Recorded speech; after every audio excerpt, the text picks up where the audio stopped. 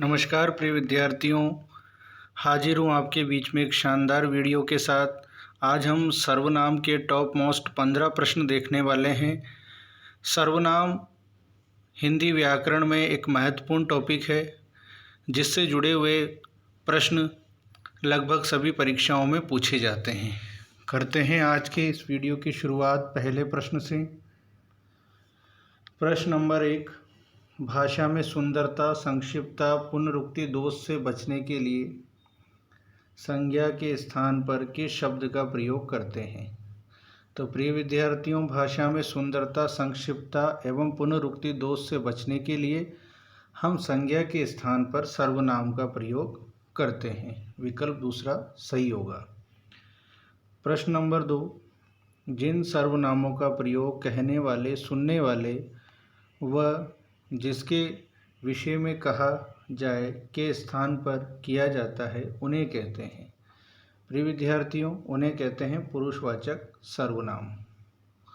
ये महत्वपूर्ण परिभाषाएं हैं जो परीक्षा में पूछी जा सकती है। तीसरा प्रश्न, जिस सर्वनाम का प्रयोग प्रश्न पूछने के लिए होता है उसे कहते हैं। तो उसे कहते हैं प्रिय विद्यार्थियों प्रश्नवाचक सर्वनाम। चौथा प्रश्न है, यह घोड़ा अच्छा है। इस वाक्य में यह क्या है? प्रिय विद्यार्थियों, इस वाक्य में यह सर्वनाम है। आगे देखेंगे, निम्न में से कौन सा शब्द सर्वनाम नहीं है? तो आपको बता दें, उस शब्द में सर्वनाम है, मैं शब्द में सर्वनाम है, तुम शब्द में सर्वनाम है। सड़क शब्द सर्वनाम का नहीं है, ये संज्ञा का शब्द है। और कौन सी संज्ञा? जातिवाचक संज्ञा। तीनों शब्द हैं सर्वनाम की।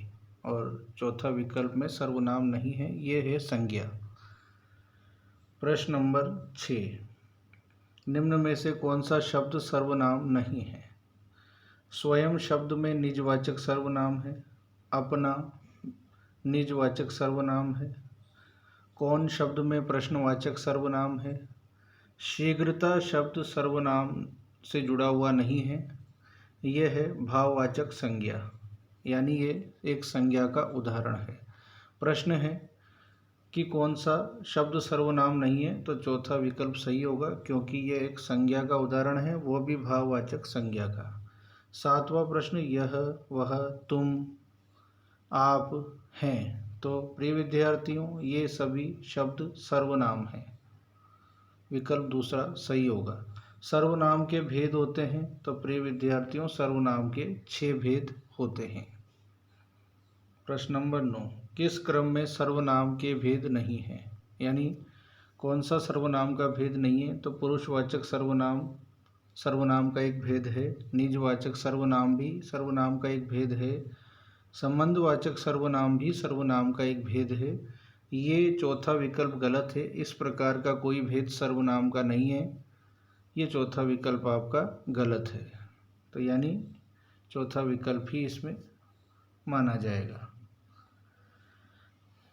सर्वनाम का प्रकार नहीं है। 10वां प्रश्न है, सर्वनाम का प्रकार नहीं है। तो सर्वनाम निजवाचक सर्वनाम का प्रकार है, प्रश्नवाचक सर्वनाम का प्रकार है, पुरुषवाचक सर्वनाम का प्रकार है। ये सर्वनाम का प्रकार नहीं है। गुणवाचक, ये कोई सर्वनाम का भेद नहीं है। विकल्प तीसरा आपका सही होगा। 11वां प्रश्न है, पुरुषवाचक सर्वनाम में कितने भेद होते हैं? प्रिय विद्यार्थियों, पुरुषवाचक सर्वनाम के 3 भेद होते हैं, प्रथम पुरुष, मध्यम पुरुष और अन्य पुरुष। किस वाक्य में मध्यम पुरुष सर्वनाम प्रयुक्त हुआ है? किस वाक्य में मध्यम पुरुष सर्वनाम प्रयुक्त हुआ है? तो आपको बता दें, मध्यम पुरुष सर्वनाम का प्रयोग किस वाक्य में हुआ है? पहला विकल्प देखते हैं, मैंने अपना काम कर लिया। यहाँ अपना शब्द है निजवाचक सर्वनाम का, यहाँ मध्यम पुरुष प्रयुक्त नहीं हुआ। आप गांव से कब आए? यहाँ आप का प्रयोग सामने वाले व्यक्ति के लिए हो रहा है, तो ये शब्द है मध्यम पुरुष सर्वनाम का। विकल्प दूसरा सही होगा। यहाँ आप काज में निजवाचक सर्वनाम है, और यहाँ जो आप शब्द का प्रयोग है इसमें भी निजवाचक सर्वनाम है। विकल्प दूसरे में जो आप शब्द है वो मध्यम पुरुष सर्वनाम के लिए प्रयुक्त हुआ है। ये विकल्प सही होगा। तू सर्वनाम का प्रयोग किस क्रम में नहीं होगा?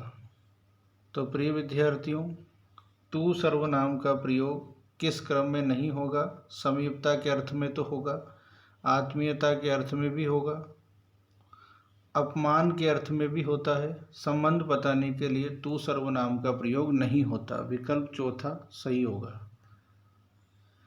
अगला प्रश्न, नेहरू जी ने भारत के स्वतंत्रता संग्राम में महत्वपूर्ण भूमिका निभाई।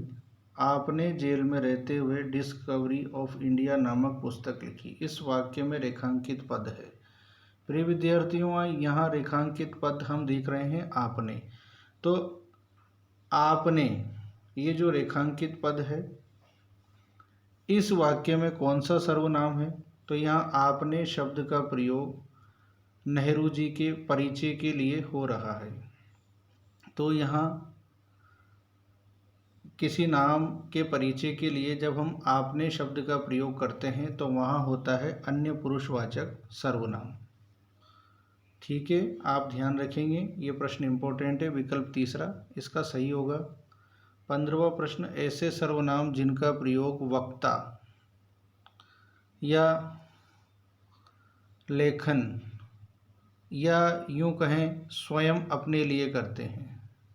ये शायद मिसप्रिंट है, इसको आप ऐसे पढ़ें, ऐसे सर्वनाम जिनका प्रयोग वक्ता या लिखने वाला स्वयं अपने लिए करते हैं।